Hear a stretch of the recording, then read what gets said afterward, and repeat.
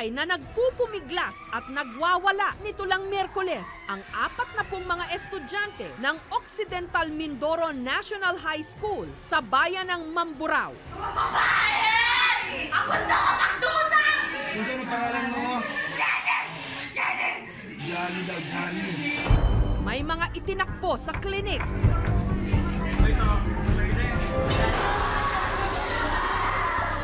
At dinala pa sa simbahan para dasalan.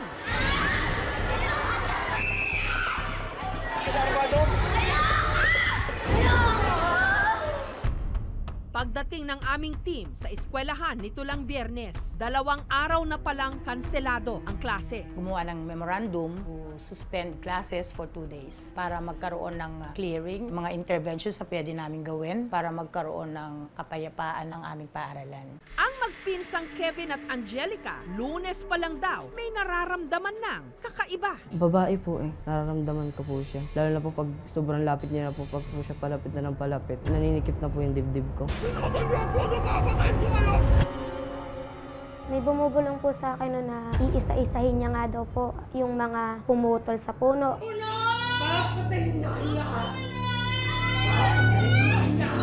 Para daw pong nangisay po ako nun. Nakano daw po yung mata ko, yung parang nawalan daw po ng malay. Yung tinignan po, mababa daw po sugar ko. Hindi po ako kumain. Pinag-pray ko ulit siya noon, tapos po hinimatay na po ako. Sinabi ko na po sa kanilang madami na pong susunod. Iisa-isahin po. Sino nagsabi sa'yo para manasabi? Yung parang nasa katawan ko po. Kinabukasan,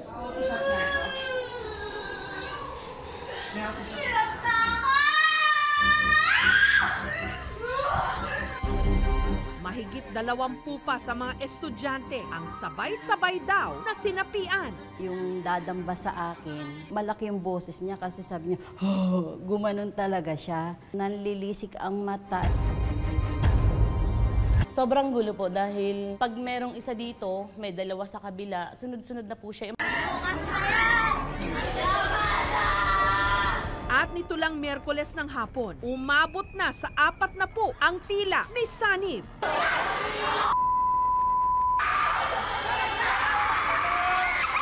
Kabilang sa kanila, si Alena. Oh my God! Nahirapan na po talaga ako huminga. Tapos nung nasa labas na po, doon na po ako nawala ng malay. Nagkamalay po ako nung nasa clinic na ako. Nagsisigaw lang siya eh. Hindi ko maintindihan ang klaseng sigaw niya eh. Ang sabihin, wala siyang nakikilalang tao. Si Sofia naman, merong napanaginipan. Na lahat po kami na nasasapian is nakatali kami sa isang puno na may 2 lalaking 4 ang paa na nagbabantay. Bawal daw po kaming umalis doon dahil kami daw po yung kapalit na sinira ng ibang tao.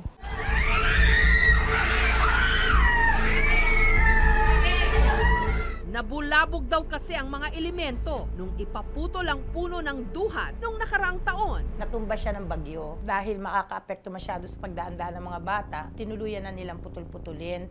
Ang mga elemento di umano sumama kay Sofia. Nandito lang siya sa likod ko.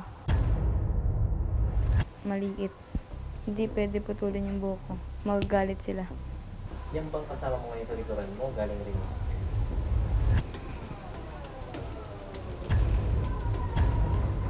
Opo.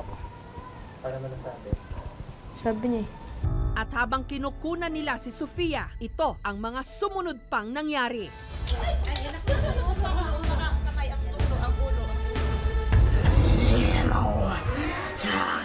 Tumawag ka tinatry. Hindi pwede.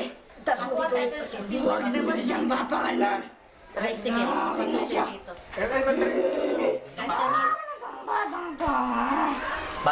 Bakit siya yung sinasabihan mo? Kailangan ko na siya. Bakit siya? Maganda siya tirahan. Hindi niya na siya makukuha. Anong gusto mo sa kanya? Bakit maganda siya tirahan? Maganda yung buhok niya!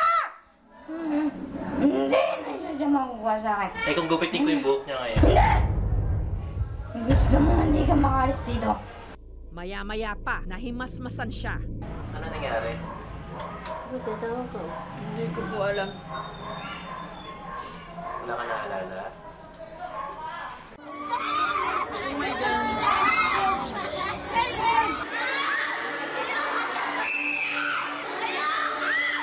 Humingi ng tulong ang mga mga guro at estudyante sa aming programa para papuntahin doon ang isang paranormal investigator. At ang hiniling nila, walang iba kundi ang ilang beses nang naitampok dito sa aming programa. Bagamat kontrobersyal din si Ed Calwag. Isa nga sa mga sinasabi nila na meron daw ang GMA na katulad ni Mr. Ed na paranormal expert. Sana kung siya nga ay makapunta, di mas mabuti para sa amin.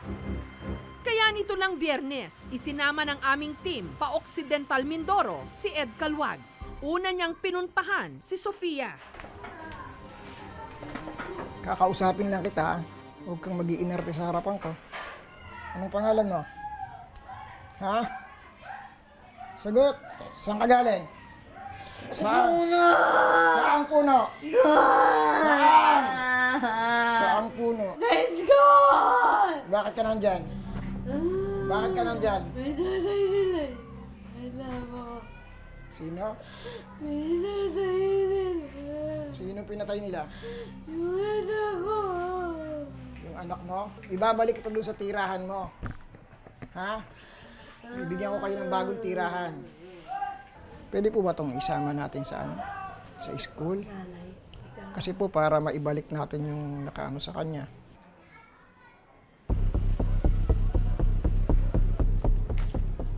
Ang kapal, ang dami.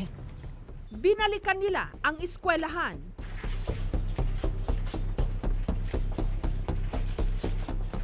Mayroon po bang nakikitang ano dito? Batang lalaki? Mayroon mga kwentong gano'n? Madalas po ayan. Babae. Parang mayroon. Sinilip ang pinangyarihan ng di manoy mga pagsapi. May batang nakakita ng babaeng nakatayo dito. Yung babae, mahaba yung buhok, kabiyak yung kita ng muka, pero nakayuko. Tapos nakatingin dun sa bata doon.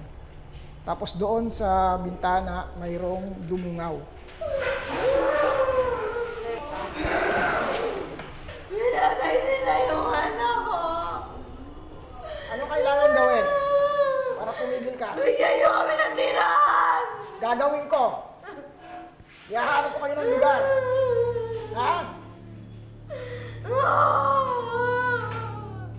Ano yung sinabi mo? Papatay ka ng tao dito?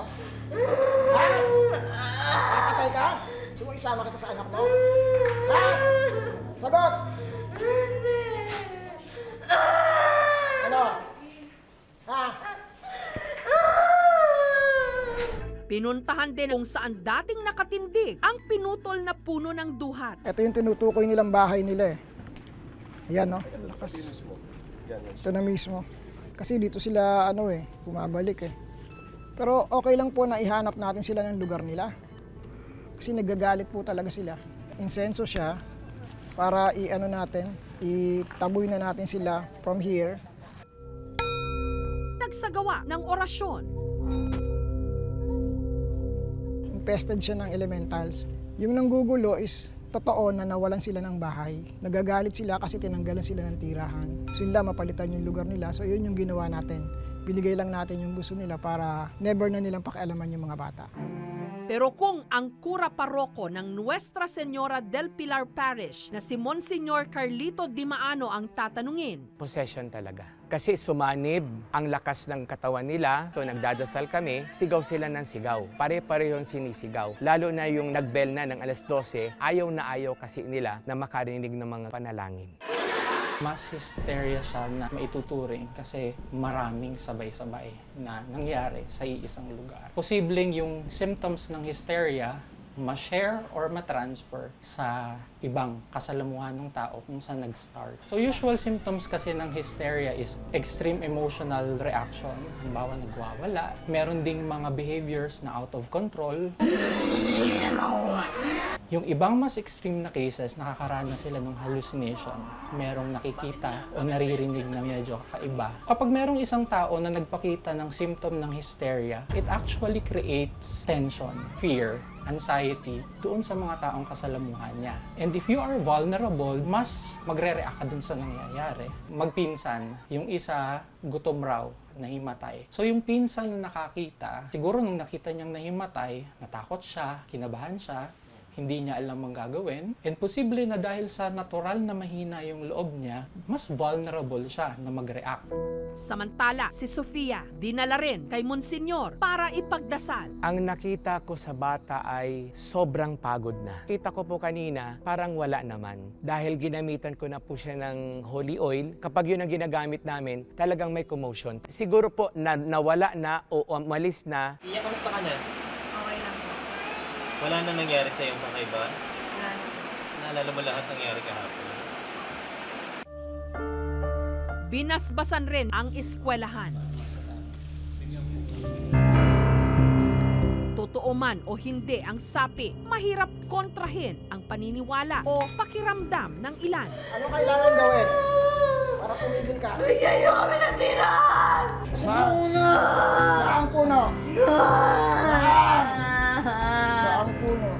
Na sa mundo nating ginagalawan, may ibang mga nilalang na kailangang igalang.